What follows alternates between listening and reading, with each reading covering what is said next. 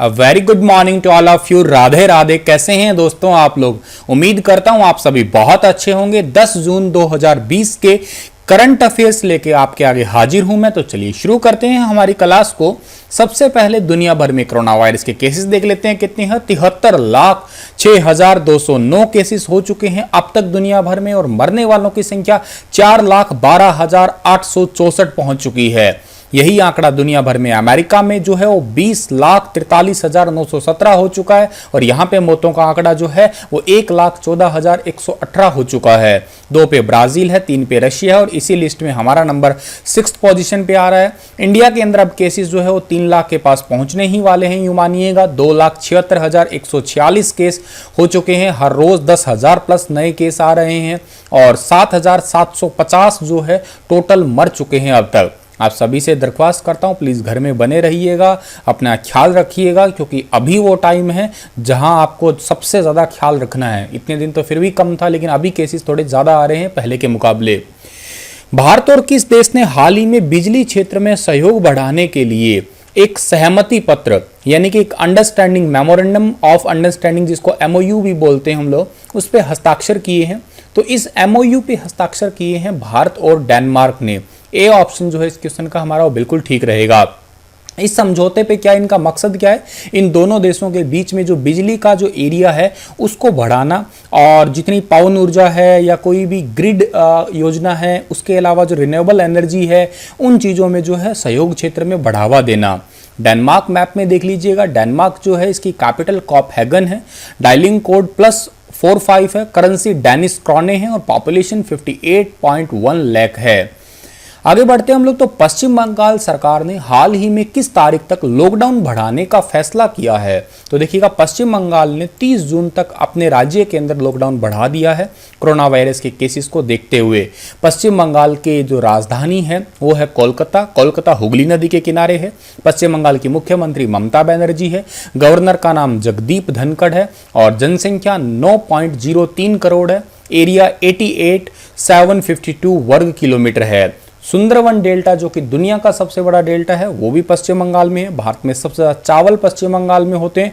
Jute, सुनहरा रेशा या गोल्डन फाइबर जिसको बोलते हैं, वो भी पश्चिम बंगाल में ही होती है।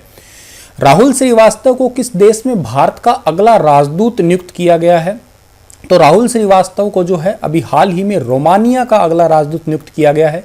ए ऑप्शन सही रहेगा इस क्वेश्चन का हमारा, जो कि आपको फोटो में दिखाई दे रहे हैं, यही है राहुल श्रीवास्तव। राहुल श्रीवास्तव वर्तमान में जो है वो हमारे संयुक्त मंत्रालय है उसके अंदर संयुक्त सचिव है। ठीक है, गवर्नमेंट डिपार्टमेंट के अंदर संयुक्त सचिव है, और इन्हें रोमानिया के अंदर भारत का अगला राजदूत नियुक्त किया गया है। राहुल श्रीवास्तव छत्तीसगढ़ के राजनांद गांव के रहने वाले हैं। 1999 बैच के ये IFS अधिकारी हैं। ठीक है, और इनसे पहले ये मॉस्को, कजाकिस्तान, लंदन, वेनेजुएला के अंदर जो है वो काम कर चुके हैं। रोमानिया की बात की जाए तो रोमानिया जो है यूरोप का एक कंट्री है, और इसकी कैपिटल जो है बुखारेस्ट है, और डायलिंग कोड +40 है। करेंसी का नाम रोमानियन लेउ है, और पॉपुलेशन 1.94 करोड़ है। ठीक है, आगे सवाल की ओर जाते हैं हम लोग। तो केंद्र सरकार ने BS6 श्रेणी के सभी वाहन पर किस रंग की एक पट्टी लगाना अनिवार्य कर दिया है? बहुत इंपॉर्टेंट क्वेश्चन है। BS6 इंजन जो है उन जितने भी गाड़ी है तो उन सभी पे अब ग्रीन कलर की एक पट्टी लगाना जो है अनिवार्य कर दिया है। 1 अप्रैल 2020 से ये योजना जो है लागू कर दी गई है। देखिएगा, BS4 और BS6 इंजन में फर्क है कि एफिशिएंसी ज़्यादा होती है, तो और दूसरी बात यह है कि इनके अंदर प्रदूषण कम होता है।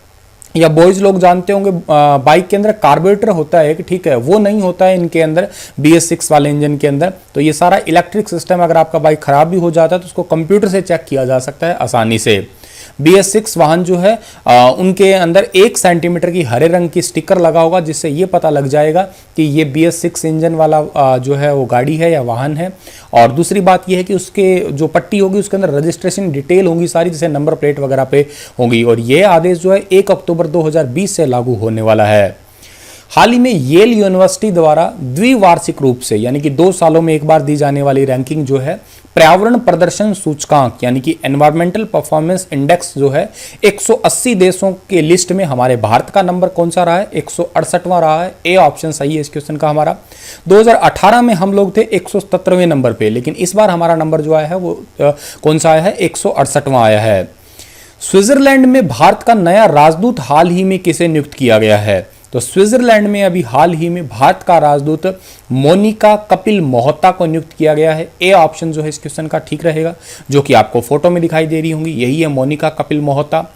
1985 बैच की आईएफएस अधिकारी हैं और इनसे पहले जो है भारत के वर्तमान राजदूत सिरबी जॉर्ज की जगह ये लेने वाली हैं। और सिरबी जॉर्ज को मैंने आपको थोड़े दिन पहले ही पढ़ाया था, कुवैत के अंदर जो है उनको राजदूत बना दिया गया है। स्विट्जरलैंड की बात की जाए तो स्विट्जरलैंड के जो प्रेसिडेंट है उनका नाम क्या है? सिमोनेटा है। कैपिटल बर्न है। स्विस फ्रैंक जो है करेंसी है। स्विट्जरलैंड को बर्थ प्लेस कहा जाता है रेड क्रॉस का, ये भी आप याद रखिएगा, जो कि एक ह्यूमैनिटेरियन ऑर्गेनाइजेशन में सबसे बड़ी ऑर्गेनाइजेशन है। ठीक है, अगले सवाल की ओर जाते हैं। तो हाल ही में किस राज्य सरकार ने पहला ऑनलाइन कचरा विनिमय कार्यक्रम शुरू किया है? First online waste exchange platform launch किया हाल ही में आंध्र प्रदेश ने। सी ऑप्शन जो है इस क्वेश्चन का हमारा वो बिल्कुल ठीक रहेगा। अब देखिएगा, गीला कचरा जो भी है उसको सभी को जो है एक्सचेंज मोड में, यानी कि उसको यूं कहिएगा आप लोग ट्रैक करना, एक तो कचरा है कहाँ पे, कचरे की जांच करना किस टाइप का है, सूखा है या गीला है, उसको फिर अलग अलग करना, ये सारा ऑनलाइन विधि से ट्रैकिंग जीपीएस माध्यम से जो है ये आंध्र प्रदेश के मुख्यमंत्री वाईएस जगन मोहन रेड्डी ने एनवायरमेंट डे पे जो है 5 जून को इस ऑनलाइन सिस्टम को लॉन्च किया है। आंध्र प्रदेश का जिक्र हो रहा है तो मैप में देखिएगा, आंध्र प्रदेश, यहाँ की जनसंख्या 4.97 करोड़ है। लिटरेसी रेट 67.41% है। गवर्नर हरिचंद्रन है। मुख्यमंत्री का नाम वाईएस जगन मोहन रेड्डी है ही। निम्न में से अमर शहीद बिरसा मुंडा की पुण्यतिथि कब मनाई जाती है? बहुत अच्छा क्वेश्चन है। बिरसा मुंडा जो है इनकी पुण्यतिथि मनाई जाती है 9 जून को। सी ऑप्शन सही है इस क्वेश्चन का हमारा। ये शहीद शिरोमणि बिरसा मुंडा हिंदुस्तानियों के राष्ट्रपिता कहलाते हैं। ये जो आदिवासी समुदाय हैं उनको भगवान की तरह पूजे जाते हैं, ये क्योंकि आदिवासी समुदाय से निकल के इन्होंने ब्रिटिश हुकूमत के खिलाफ मुहिम छेड़ी थी और अंग्रेजों को भगाने का इन्होंने काफ़ी हद तक प्रयास किया था और ये इनकी 120वीं पुण्यतिथि है। उत्तराखंड ने किस शहर को राज्य की समर कैपिटल जो है घोषित कर दिया है? देखिएगा, जो इसकी घोषणा काफ़ी टाइम पहले हो गई है लेकिन अभी फाइनली घोषित हो चुकी है ये, और ये इसका नाम है गैरसैंण। सी ऑप्शन सही है। ठीक है, उत्तराखंड जो है यहाँ की गवर्नर का नाम है बेबी रानी मौर्य। उन्होंने इस पे जो है इस बिल को पास कर दिया। इसकी घोषणा यहाँ के मुख्यमंत्री त्रिवेंद्र सिंह रावत ने की है। अब उत्तराखंड की 2 राजधानियां हो चुकी है। ठीक है, और ये पहाड़ी प्रदेश की राजधानी भी पहाड़ में ही हो, ये काफ़ी समय से मांग थी। उत्तराखंड राज्य जब से बना था तब से लोगों की डिमांड थी। ठीक है, तो 2 राजधानियां, एक तो देहरादून और एक है आपकी गैरसैंण, जिसको भरांडी सैण भी जो है कहा जाता है दूसरे भाषा में या दूसरे शब्दों में। मैप में देखिएगा, ये है उत्तराखंड। अब उत्तराखंड की जो लिटरेसी है वो कितनी 79.63% है और सेक्स रेशियो है 963 महिलाएं हैं 1000 पुरुषों पे, और फुटबॉल यहाँ का स्पोर्ट है। और बात की जाए यहाँ पे नंदा देवी जो है वो हाईएस्ट पीक है यहाँ की। और बात की जाए ये स्थापना कब हुई थी इसकी, तो 9 नवंबर 2000 को उत्तराखंड राज्य की स्थापना हुई थी।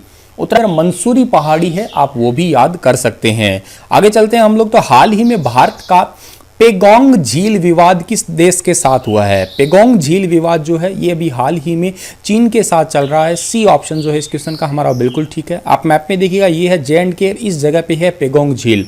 ये विवाद चल रहा है पेगोंग झील भारत और चीन के बीच में। देखिएगा, पहला लड़ाई जो थी वो थी 5 मई को, पहली झड़प हुई थी, फिर 9 मई को हुई थी। ठीक है, ये नाथुला दर्रा जो है सिक्किम में, वहाँ पे। ठीक है, अब ये विवाद जो है ये बेसिकली LAC का है, सारा लाइन ऑफ एक्चुअल कंट्रोल का है। ठीक है, जो कि 4-5 किलोमीटर के रोड का है। ठीक है, और ये लद्दाखी भाषा में पेगोंग का अर्थ होता है समपिता और तिब्बती भाषा में तसो का अर्थ होता है झील।